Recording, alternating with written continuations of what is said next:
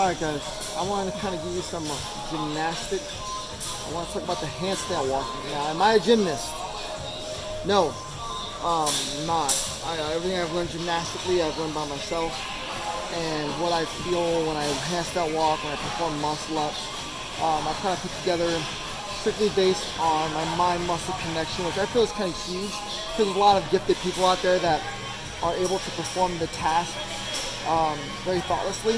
And unfortunately, I wasn't that gifted enough where I actually put some thought into it. So one of the first things that I would say I'd want you to understand is your shoulder complex. And one of the best ways to understand your shoulder complex, for those who saw a video yesterday, triggers get up is one, a simple windmill with the kettlebell is another. Okay? So all you want to do before I perform it, I'm going to show you a couple reps, is you want to find position with holding the kettlebell. Remember, bicep by the ear, okay, with one arm.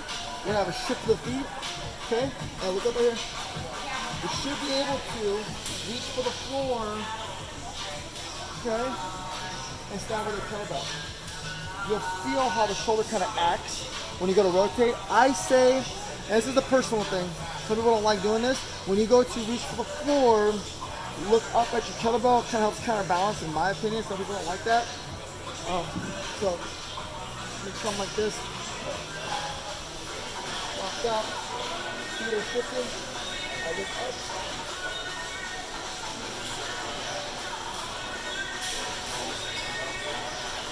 Take the size.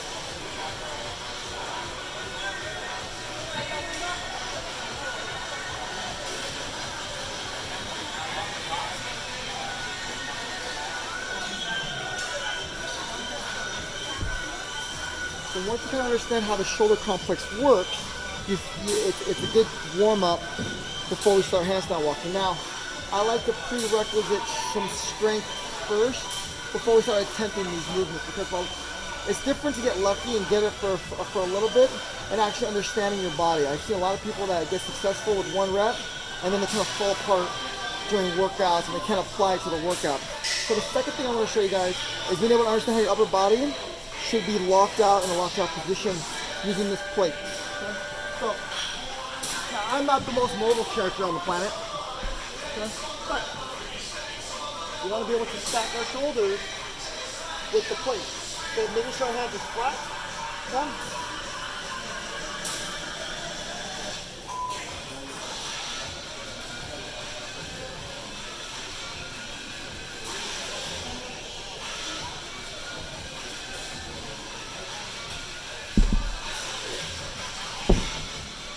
To me, being able to hold that position perfectly straight, you understand your upper torso, and then being able to hold position.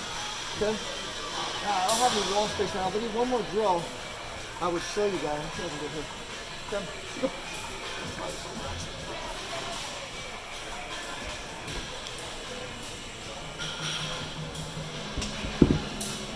Another thing you can do is a wall walk facing the wall to understand your stack position. Try to get your belly to the floor and try to get your head through the little window. I call it the window. Once your belly touches the floor, try and press out through the window, and you almost will feel your feet come off the wall and balance, and you want to find your endurance.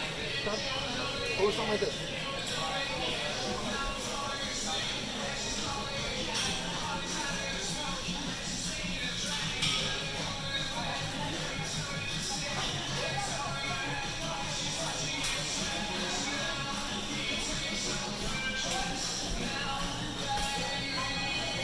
So once your belly touches, you try and point your toes. You see how my toes kind of kicked off it? There's a balance there. You can feel balance. Once you have that, okay, you can stay against the wall, okay, if you want. And what I want you to try to do when you're against the wall, find that balance. Try and move side to side. Slightly lift your hand off the ground. Biggest thing, don't bend your elbows yet. Don't train that aspect yet. You want to look and feel balance from our shoulders into our lats. I'll do one more time. I'm going to show you that balance.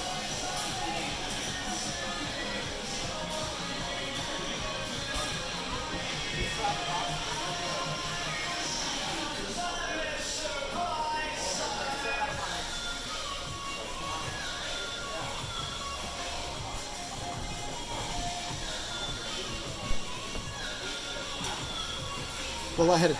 Okay? So again, you want to shift your weight okay, without bending your elbow, okay, so you know what that feels like.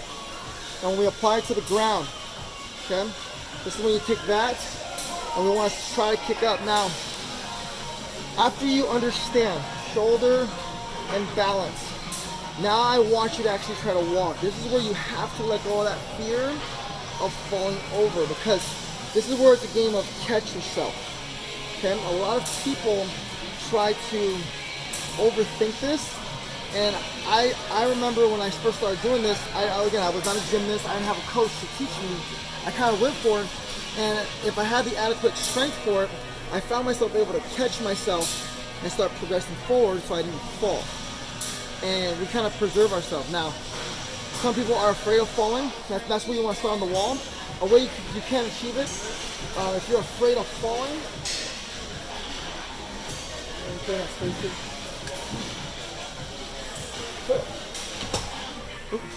so after you understand that, you can take a couple steps into the wall. But again, now we want to apply what we just did going forward. Now, if we throw our feet forward, help catch yourself.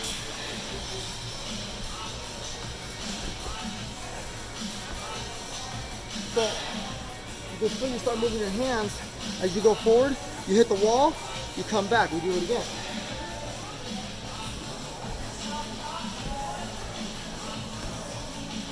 And you should feel in that control. Okay? That's how control you should feel kicking up. Because the biggest thing is having balance kicking up. If we feel like we're all erratic kicking up, it usually doesn't go well in balance. So one more time. Up.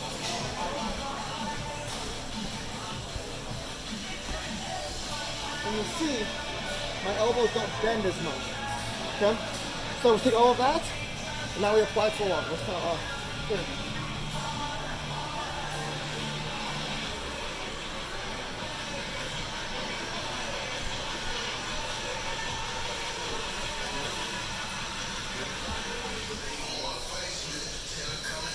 Remember, the biggest mistake people make compared to that one, I'm going to do it one more time, okay, is they start bending their elbows. Now, if you're doing it in a WOD, and that's your skill, and you have to bend your arms, and you got the triceps for it, you start to fall apart. So I'm going to try and do it that way. Try not to do it like this. It's very fatigued.